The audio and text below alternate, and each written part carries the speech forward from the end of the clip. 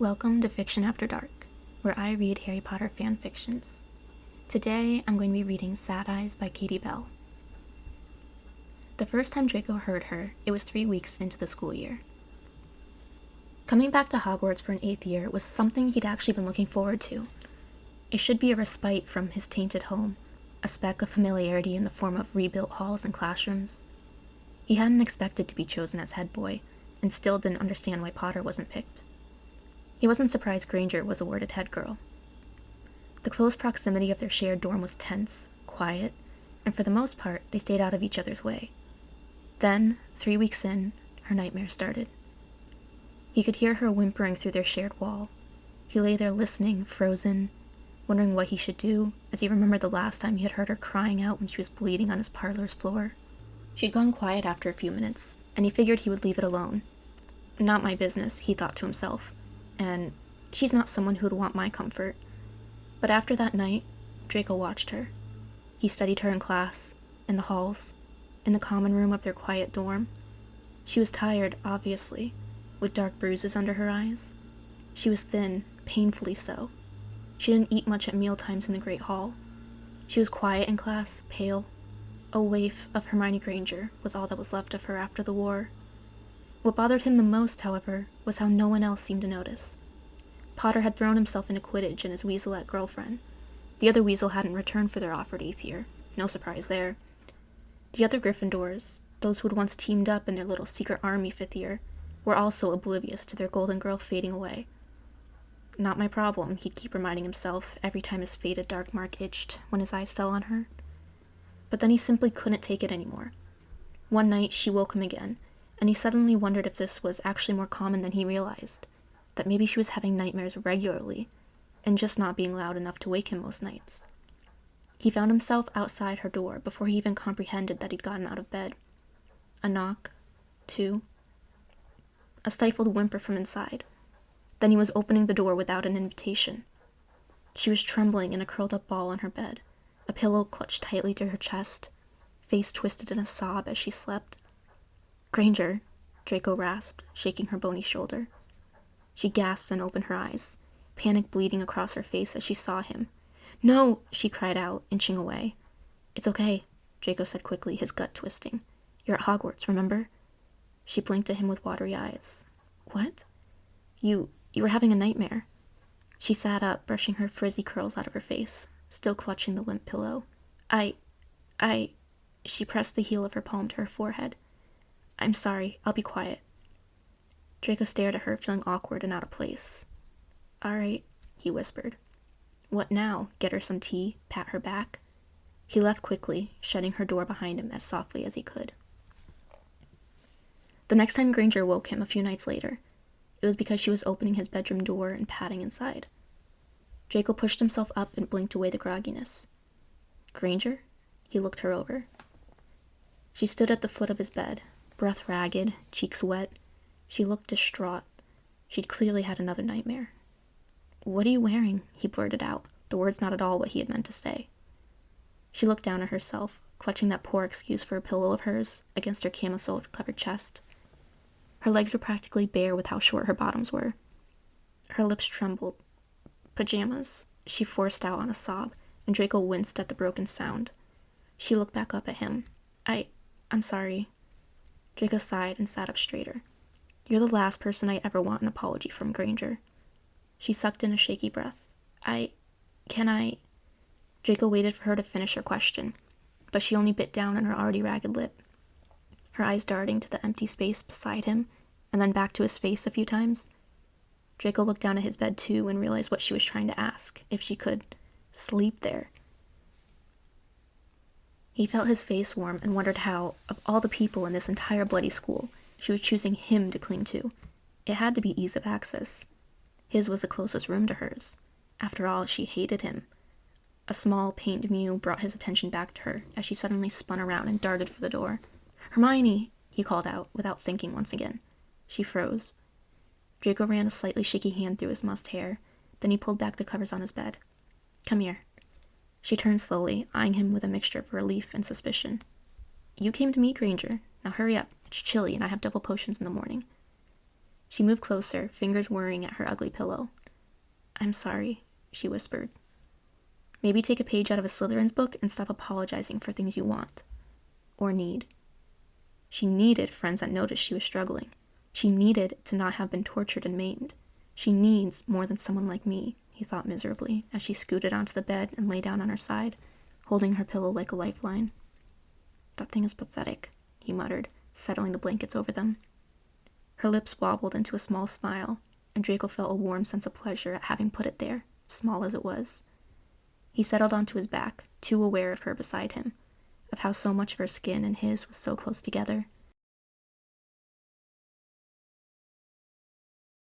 Of her sad eyes and small body. He closed his eyes, knowing he wasn't going to be sleeping a wink, but would fake it until she fell back asleep. "Thank you," Hermione said so quietly he almost missed it, and something inside of him clicked into place like a piece he hadn't known was missing. He didn't understand it, really. Perhaps it was having Granger's gratitude that filled a small hole inside of him, or maybe it was him helping for once. He'd done so much damage to so many, and maybe, just maybe, he could help her find a tiny piece she was missing too, even if it was only for a good night's sleep. They didn't talk about it. It became the norm, Hermione waking up from a nightmare and slipping into Draco's bed afterward. It became so normal. Draco was finding it hard to fall asleep until she had come to his bed. They didn't talk about how she now spent more nights in his bed than her own. He would wake up first and slip out as quietly as possible to avoid the awkwardness. Awkward not only because the Hermione Granger was sleeping beside the likes of him, but because his body liked it a lot. His showers had become twice as long. Hermione was always gone from the head students' dorm rooms entirely by the time he had taken himself in hand and finished himself off, with thoughts of how her small hands would grab for him when she would fall asleep, how she would let go of that ratty pillow in favor of holding on to him. He still watched her, though, obsessively so. She is trying, he thought. She forced a smile here or a laugh there when someone spoke to her. She'd push around her food, mash it up to make it seem like she was eating, but Draco knew the truth, saw the truth. One morning, he waited in a dark alcove outside the Great Hall, knowing she would leave before everyone else to get to class early. He grabbed her as she passed, making her delicate mouth open on a gasp, eyes widened in panic. She stiffened, but then realized it was him. Draco pulled her into the shadows, and she went willingly. "What's wrong?" she asked, looking up at him with those sad eyes of hers. He glanced away, watching for passing students as he brought out an obscenely large muffin from his robes and pushed it into her hand. "I know you're not eating," he muttered, angry that he was having to do this at all when she was supposed to have friends. She looked down at the muffin, frowning. "I did eat."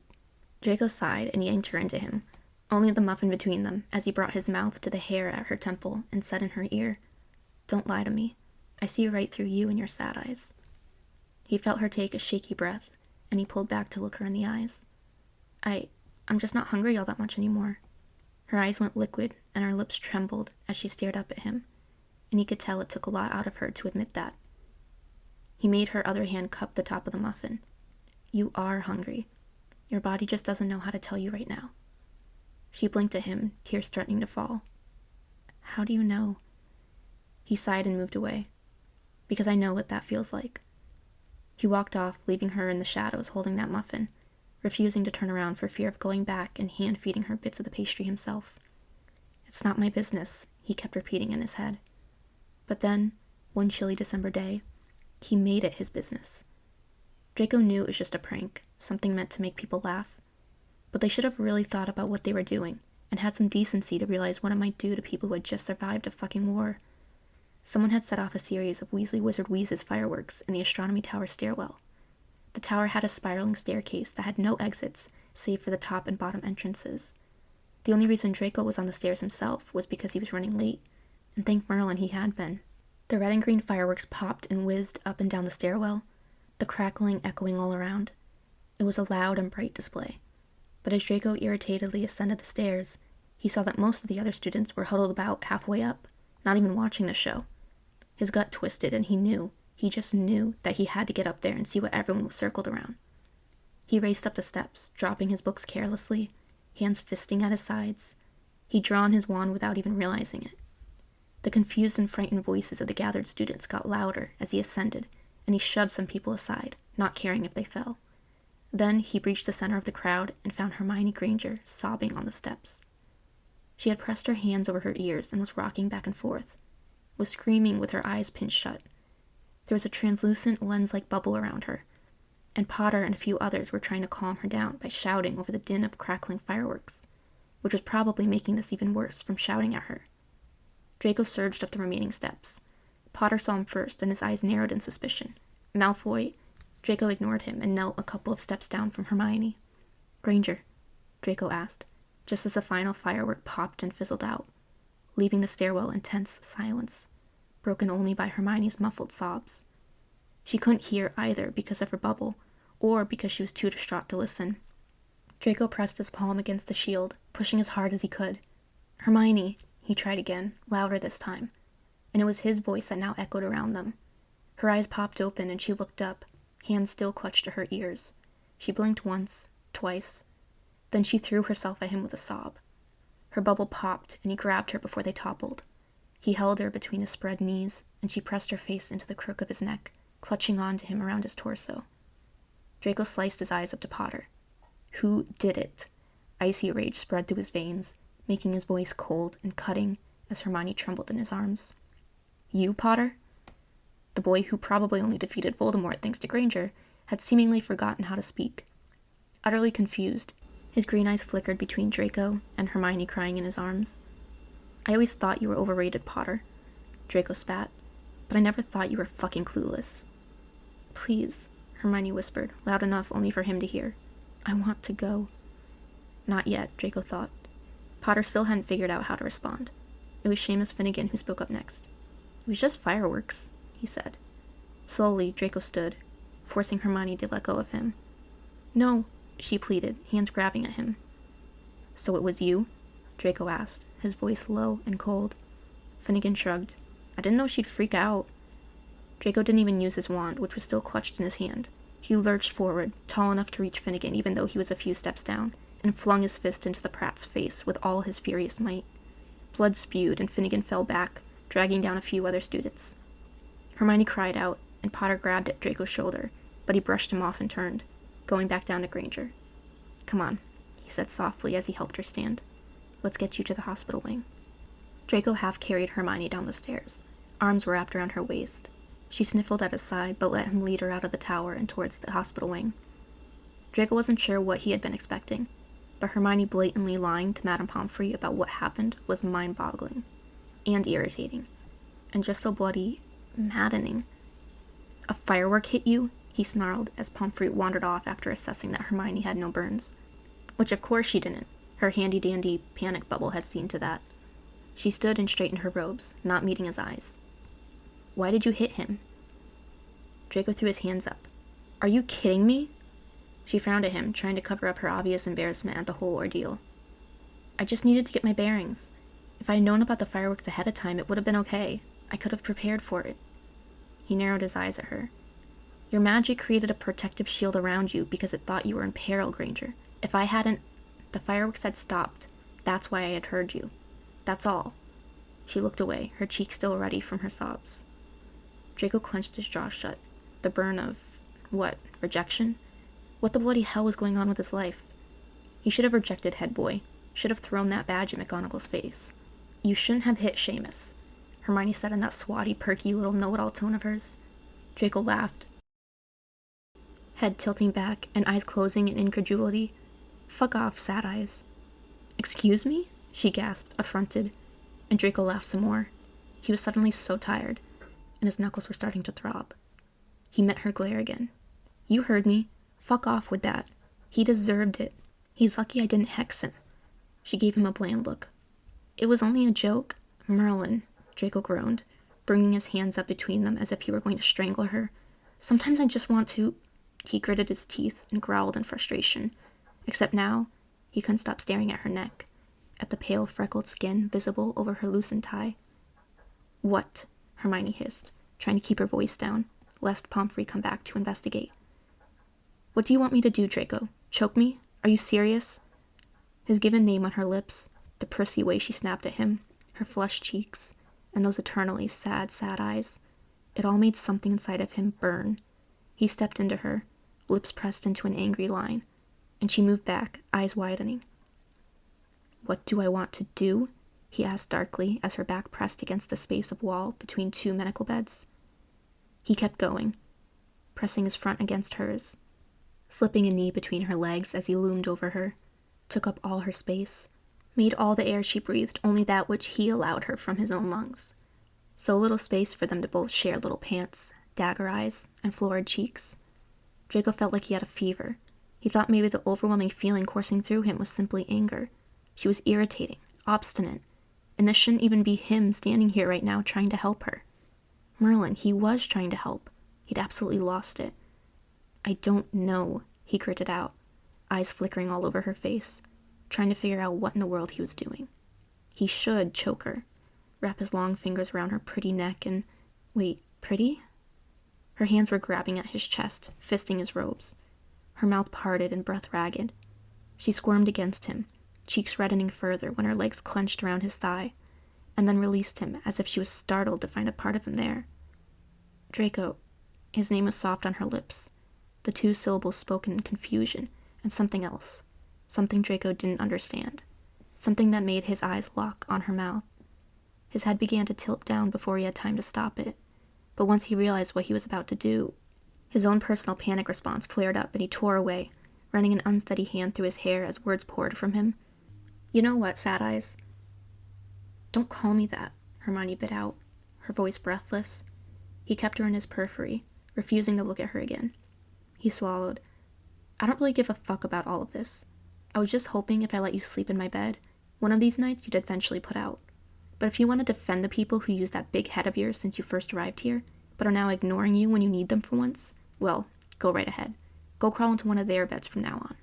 He left her there without a single look back, an awful acrimony coating his tongue and throat that was familiar from all the times he had lied to his Aunt Bella, to his parents, to the Dark Lord.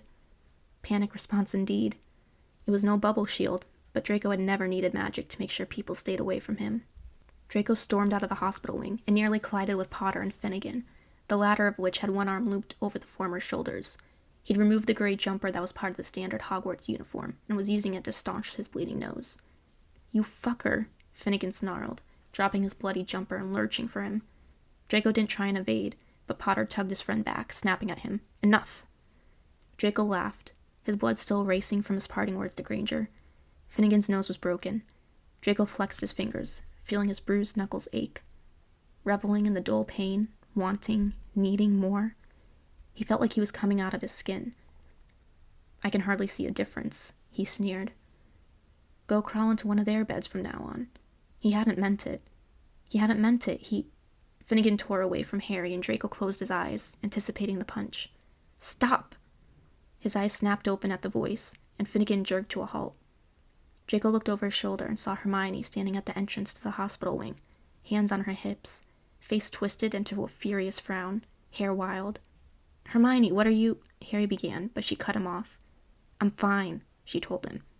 Her narrowed gaze locked solely on Draco, and he turned his whole body toward her. "Yeah, just got hit with a whiz-bang, right, Granger?" Her glare turned downright furious. "Go punish yourself some other way. Leave my friends alone." Clever fucking witch.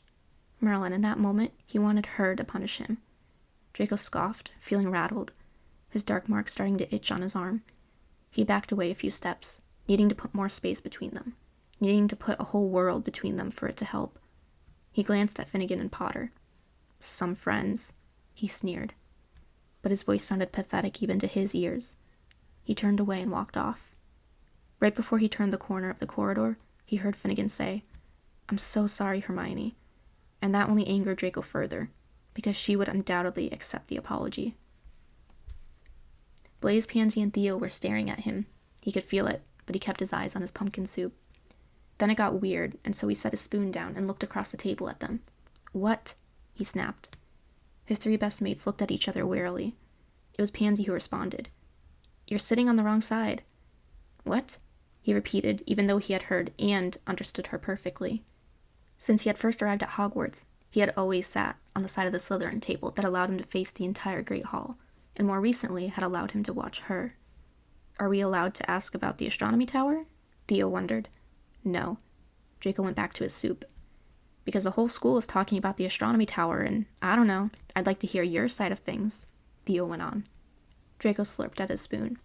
Blaze chuckled, and it made Draco's eyes snap up to him. He was looking over Draco's shoulder at something amusing. This is a good seat. Can we switch forever? If I get to watch McLaggen drag Granger into his lap every meal. Draco spun around and frantically looked up and down the Gryffindor table. Granger was noticeably absent. Blaze and Theo burst into laughter behind him, and he slowly turned around to glare at them. Fuck off.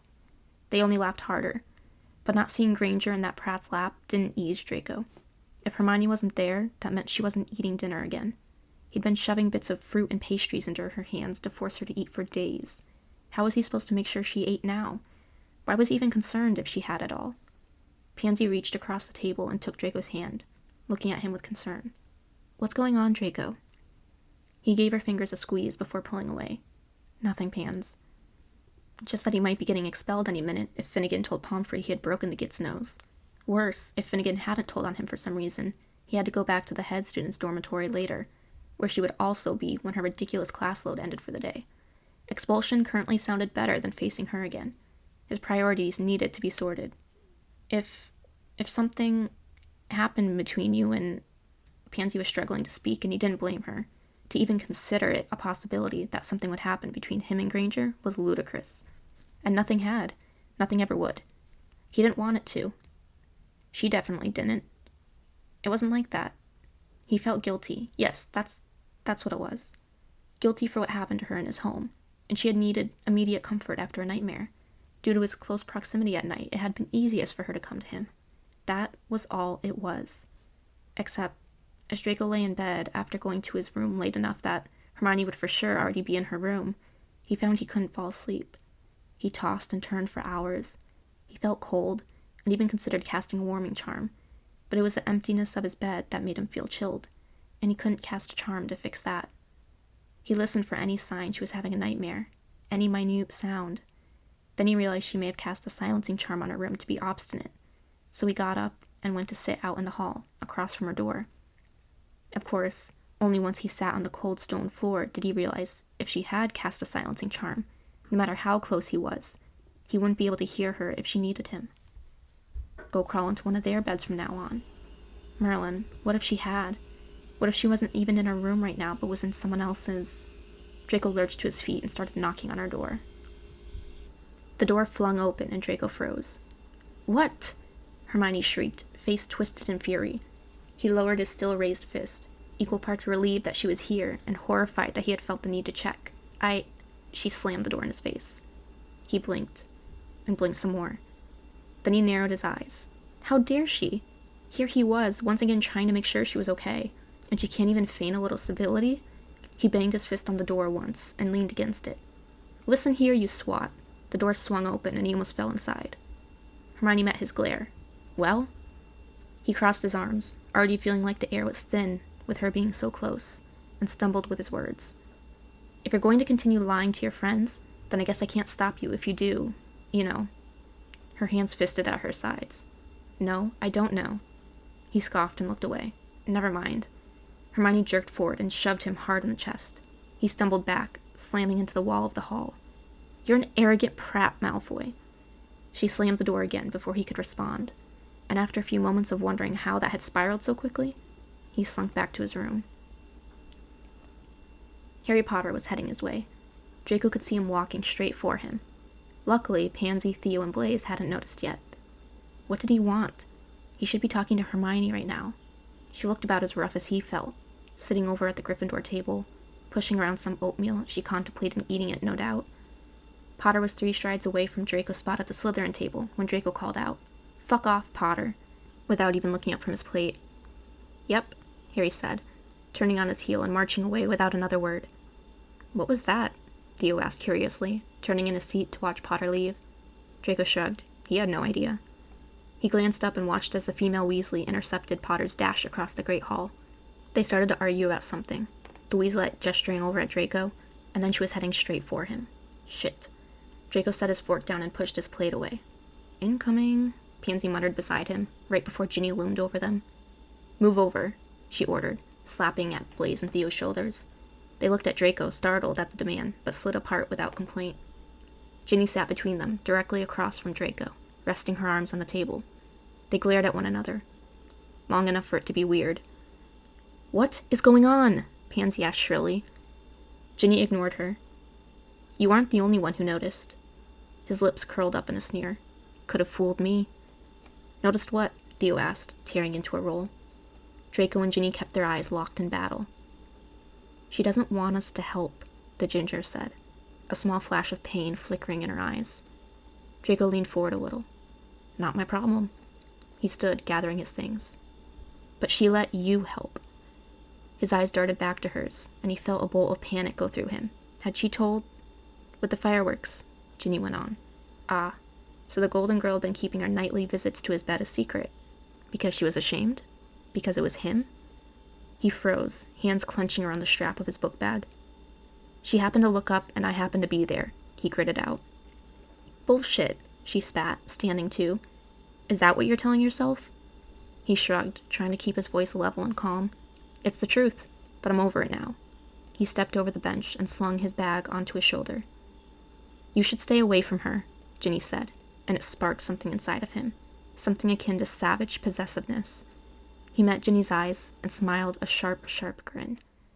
"That's what I kept thinking every time she slithered into my bed." Ginny's gaze flared wide in shock, and Theo, Blaze, and Pansy shared equal looks of incredulity. "See you around, guys," Draco said to his friends before he headed off to class. He was waiting for her. He could admit that. He could even admit he was hoping for a fight as he sat in the small common room of their dorm, watching the embers die in the fireplace. It was late, but he knew she was gearing up for a confrontation. He had felt her eyes on him all day after his words with Ginny, her pouty lips frozen in a frown, her caramel eyes digging a hole into his head in class, during meals, in the halls, as the students around them whispered the rumor he had started. No, he hadn't explicitly said they were fucking, but he sure as hell alluded to it. He stood with a sigh, grabbing the fire poker, and worked at the crumbling logs in the fireplace. He was moving back to the couch when the portrait door swung open and in stormed Hermione Granger in all her glorious fury. She tore off her outer robe, throwing it to the floor just as she spotted him. She froze for but a moment, before marching over and once again shoving him with all her might. He was ready for her this time and easily held his ground. She was breathing hard, nostrils flaring as she glared up at him. The smile that spread across his face was inappropriate but uncontrollable. She made a sound that was a cross between a frustrated scream and a growl, and shoved him again. This time he let her move him, and he fell back onto the couch, knees spread wide. He moved his head back to look up at her. "Did you eat anything today?" he asked. She tipped her chin up and crossed her arms over her chest. "Yes." He grinned again. "Liar." "You're the liar," she snapped, moving closer to him. "Why did you say it?" "I didn't lie." She came even closer, and he didn't think she realized she was now standing between his legs, looking down on him like a vengeful queen. "You embellished," she argued. "I did not." She dropped her arms to her sides. "I do not slither." A bark of laughter burst from him. "No, I suppose you don't." She was close enough now to press her knees against the couch between his, and Draco realized she did know. She knew exactly where she was standing. He swallowed thickly, heat stirring low in his gut, traveling right to his groin. Her eyes were burning into him, and he had to force himself to not let his gaze wander down her body. "Apologize," she whispered, commanded. One of his hands moved across his leg to where the hem of her skirt was touching his inner thigh. He brushed his fingers along the pleated hem, keeping his eyes on hers, watching her pupils dilate. "Apologize for what?" he asked, his voice rough, his trousers too tight now. His fingers slipped under the hem, traveling along her smooth skin. Her lips popped open, and she pressed her leg harder against his fingers. "For everything," she said. He leaned forward and moved both of his hands to the backs of her thighs as he looked up at her, his face right at her chest. "No." Her lips twitched, and she brought her hand up to brush her fingers through his hair. He practically purred at her touch, and his grip on her thighs tightened. "How'd you sleep, Draco?" she mused. His eyes fell to her chest, and he contemplated using his teeth to undo the buttons her tie was hiding. "About as well as you, I suspect, from the state of your hair today." She fisted his hair and jerked his head back, barring his throat, and he grinned up at her. His cock twitched in his trousers, and he wanted her to let his hair go and grab him there instead. She leaned down, and for a jarring moment, he thought she was going to kiss him. More jarring still, he wanted her to. But she didn't. She only hovered her lips over his and hissed, "Coward." She released him and stepped away, pulling from his grip on her thighs. "Have a good night, Malfoy," she said with mock politeness as she pranced away. I hope you enjoyed this reading. The fanfiction will be linked down below. Bye, guys!